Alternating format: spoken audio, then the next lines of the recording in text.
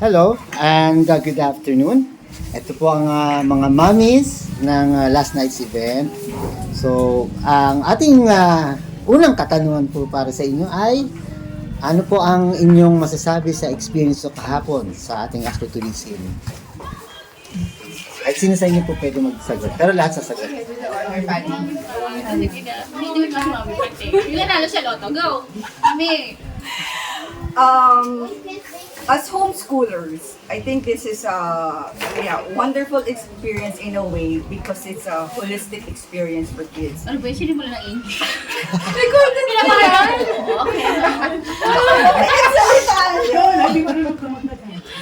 Holistic. Foreigner to. Okay, kakat yan, kakat. Edit po, edit. Hindi pang-edit yun sila Sir Sky. Sorry there. It's okay po. It's a holistic experience because we wanted, as homeschoolers, we wanted the learning to be out of the classroom and go beyond the classroom, beyond the traditional learning. So this is one way to really get it, how to how to have our home learning as surrounded as possible. Okay? So it's hopefully we can have more of this because this is the activities that really we strive for as families and as for kids that are not they are already sorry, wala akong maisip na word, cognizant of nature. Wala ko siyang maisip na.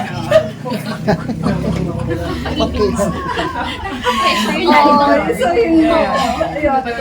Exposed to nature, love nature, and Kailan tayo? they're very inquisitive. Yan. Yay. Other questions? Other answers, please? Mami Clay daw. O pag ano yan, no? Actually,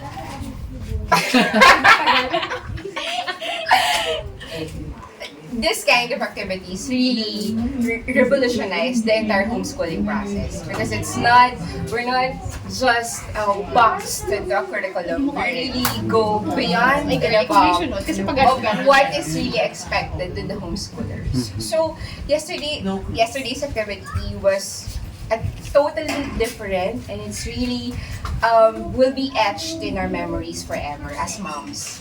Because we were awed and amazed by the beauty of the different celestial bodies, and once again we were able to see and feel how good, how wonderful, and how powerful God is. And through that, we were able to share that specific precious moments, not only with our husbands and other mommies, but most importantly, with our kids as well. So we hope and we pray that this will be, this is something that they will look back to after a few years' time, because definitely when we're old and great, we will all look back to these moments that we were able to get an opportunity like this to present to our kids. Thank you so much. Thank you, sir. Happy Universe, may goodness. Mami Joyce, ikaw Other na. mommies. Dalawa pa lang po yun. May sunod na question. What's your most favorite? Next answer, please. Mami. Ano ba? Ano sinasabi mo? Actually, kasi we as parents, as homeschoolers, so we are really focusing on, experiences and exploration for our kids. Like, we want the world to be their classroom. Okay, so, ayun, so napakagandang experience yung naranasan nila last night because you were able to see everything. Diba? Kasi syempre usually we don't go out at night, diba? So pero kagabi they were able to just look at the stars.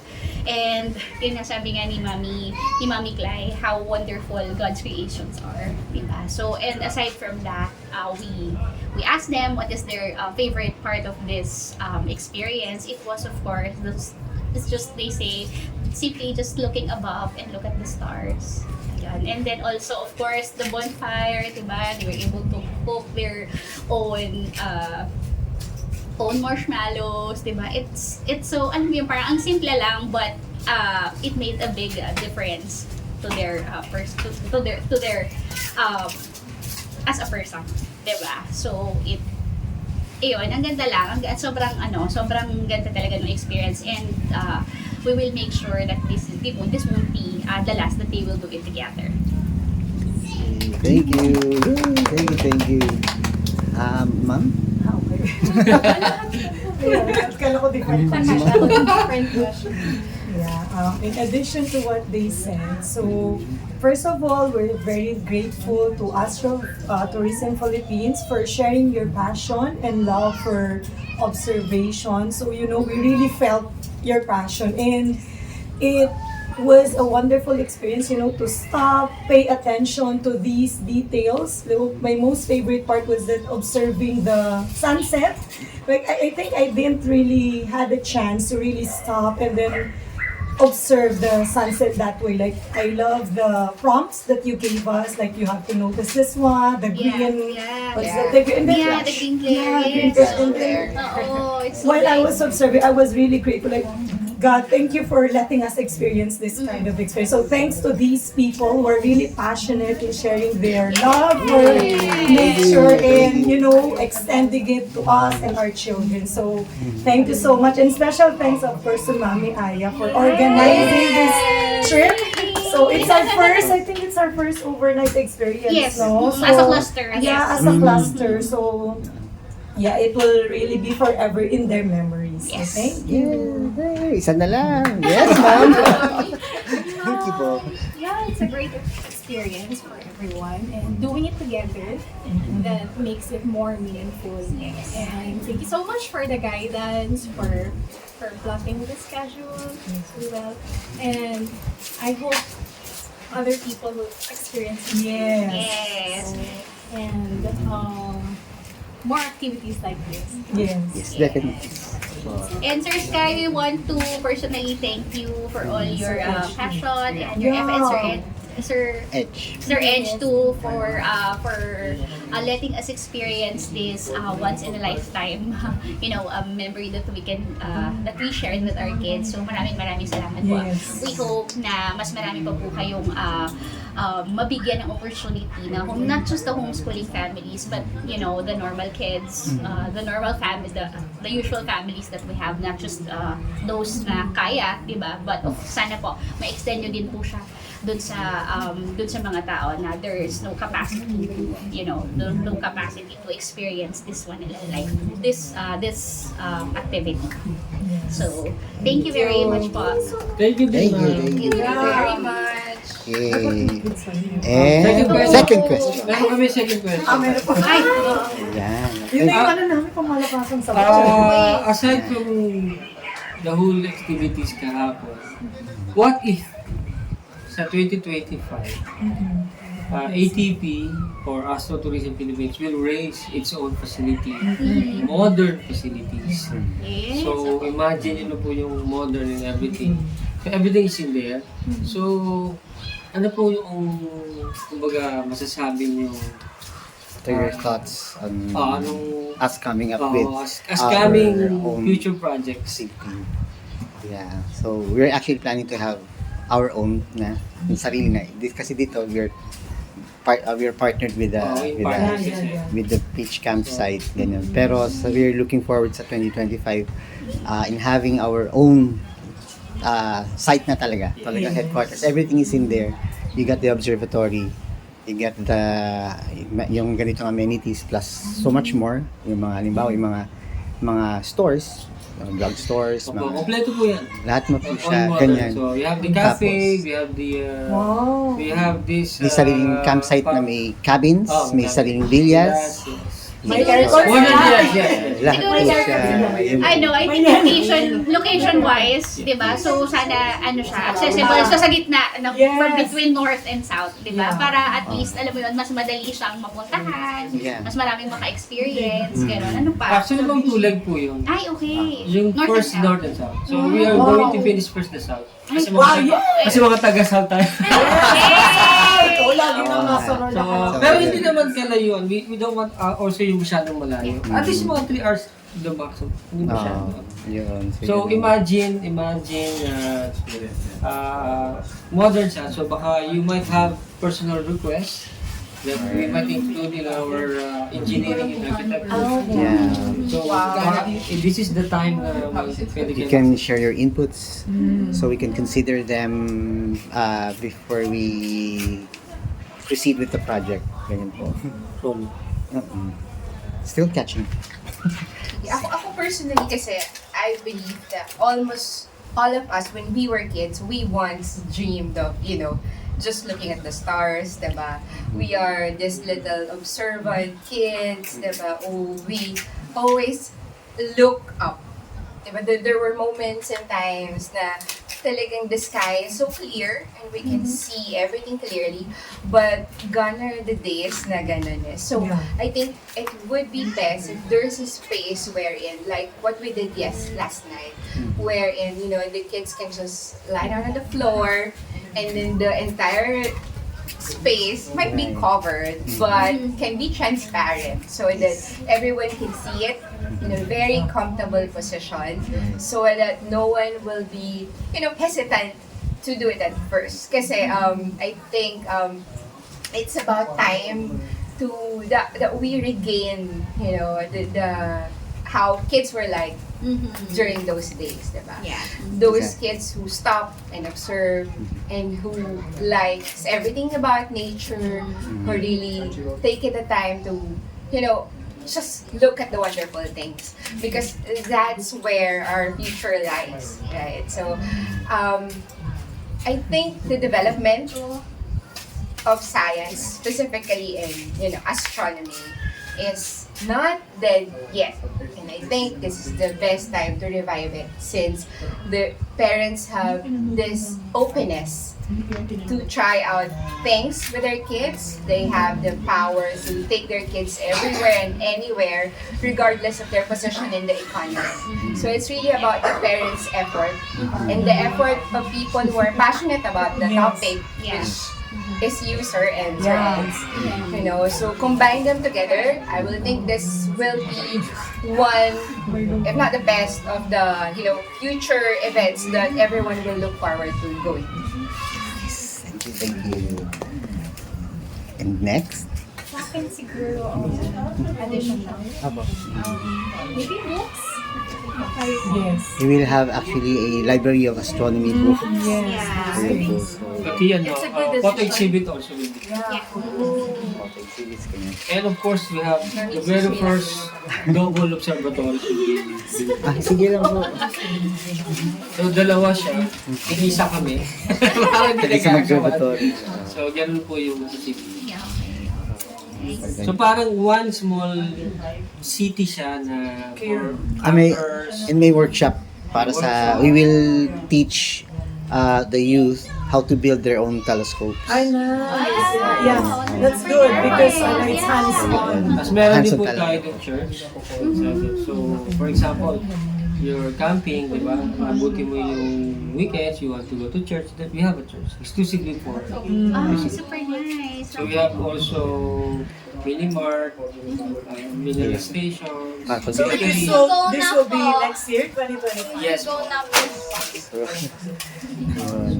we're looking forward to it. So baka you might have suggestions we can include.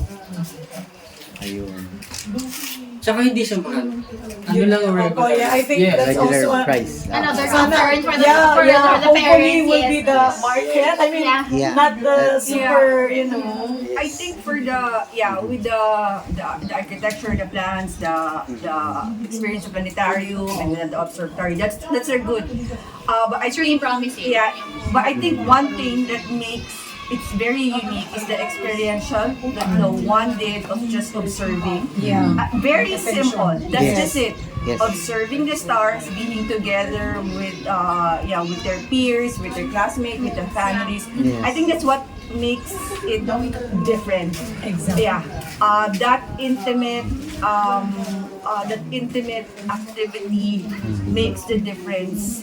Kaya yun. So I think you have all your plans, but I think yung core ninyo, Yeah, just exactly. for looking at the night sky, I think yun yung maganda. suggestion would be, for me, naisip ko lang, you can have all this club for your kids. Kids would love to be part of an astronomy Yes. club. Okay, so they can sign up. Maybe That's a good idea. yeah, you can have an We'll have that. age bracket Yeah, yeah. because yes, they would learn, but then again, as family, after that, What comes next? yes, diba? So why are we learning this? And it's the kids that, yeah, I mean, it will be cliche that yes, they're the future generation, but they have something.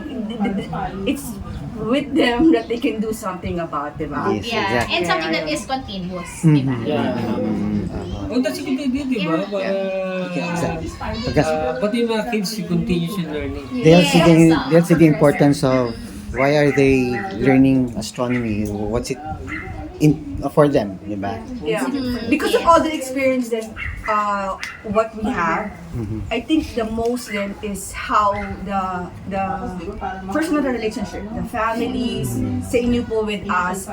I think that we doesn't lose the humanity of all the learning, the core itself, the heart itself, why we're doing this. And I think it's with the people.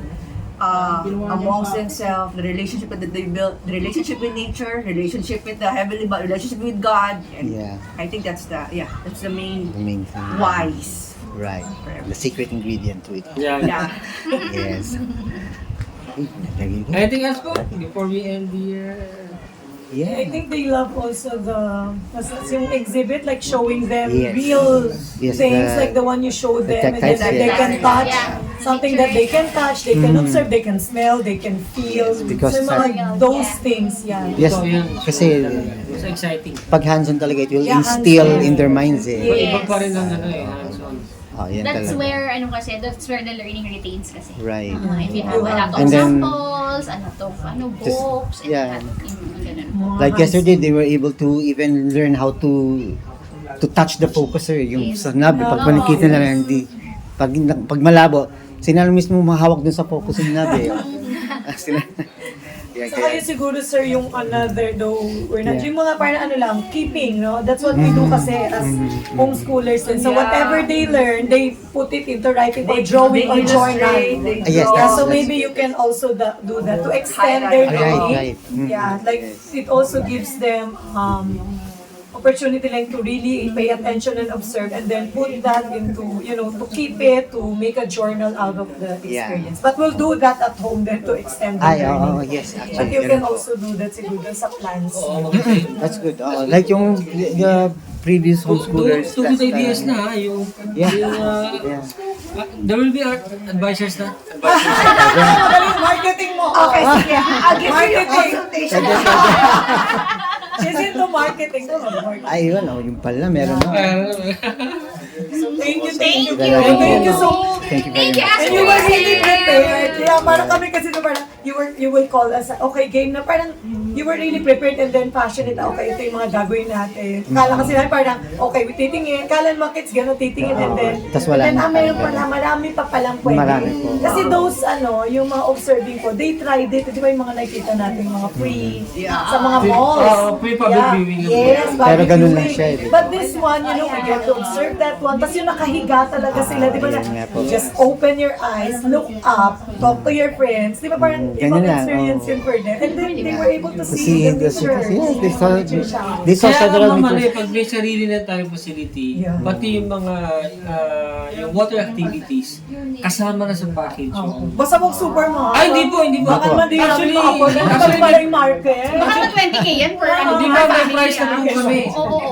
Ang price lang po namin, 250 lang po per head. Totoo ba? Yes po. Lahat 250, kayo? tapos 110 is 100 pesos. So, pag kunyari ako, tsaka yung tent ko, 350 lang po. Totoo ba? Yes. Hindi po namin siya mamahalan kasi we wanted na everybody. Tapos may Well, you Joy. partner with schools there. Imagine mo, Kasi- 24 hours security. Kaya nga. Meron kaming 24 hours nurse and ambulance standby. Meron kaming, in the future, lalagyan Saan ba namin yan? Diyos ko, mag-camping na tayo. CCTV. So, tsaka ma'am, hindi po kayo magkakatabi. Kakaloy It talaga will eh. be 100 meters more. apart. Para at Pag least group may kayo, privacy kayo. we will assign a specific place only for you guys. Okay na. Ganun siya. So, kahit medyo maingay kayo, Basta gagawa na ng post ni Mami pa ni Mami ay mga pictures. Saan Kasi ko pa Mami Clay saan ko pa. pa yung lupain nyo? Parang sarili lupain nyo yan ha. Oo. Pero pwede pa invest. Kasi yan, Milyones one. may mamarket. Naghahanap po ba kayo? Investor. Will also add sa mga schools. Talent sa mga kaya ko. Skills lang ang Ay, kaya sa ko. bagay, oo nga po. oo. Feeling ko ba pa-invest sila? Pag nilagay niyo with water, si LNH di ba naghahanap din? Na alin? Di ba ng campsite na gusto nilang gano'n na kasi Oo. 2020? Marine biology, mga ganyan. tapos Yeah, ang magagandahan meron doon, po meron kami coffee shop at the same time sa taas. Sa taas yung Ah, function ano po siya, room. function area. For example, you want a private symposium or something, di ba?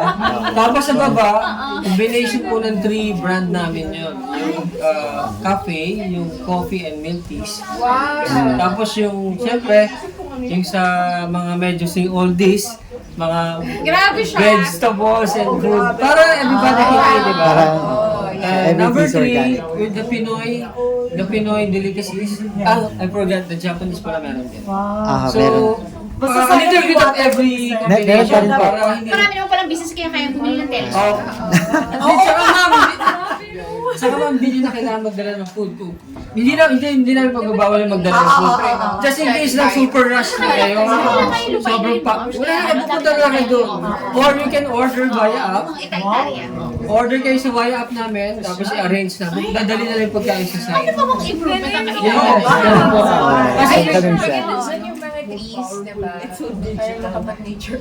Isahan lang. Oh, may area doon. So, na-interview Meron area para kahit sa ano ano. lang favorite nila, no, yung mga kids. Meron din po kami area for marine diversity. Ah, Meron din po tayong underwater scuba diving. Nandun po meron din po. Ah, yun. Ah, yun sa Nilagay na ecosystem. po namin lahat doon. Ay, oo. Nakalagay dun sa Oo. Hindi yung mga nasa points or mga puno or flower. Oo. nature Peso study area. Ah, Gusto niyo yan. po interviewin yung kids? Ayun Oo, po. yun. Pwede din po. Ay, puntahan lang natin. Puntahan lang Sige natin. po, Kasi sige po. nakakuha din ako ng picture. Tapos doon na tayo diretso picture. Okay guys, thank you again. Thank you po, again. Thank you. Sorry, sis. Let's go there na kasi mag-picture na window. They're gonna ask some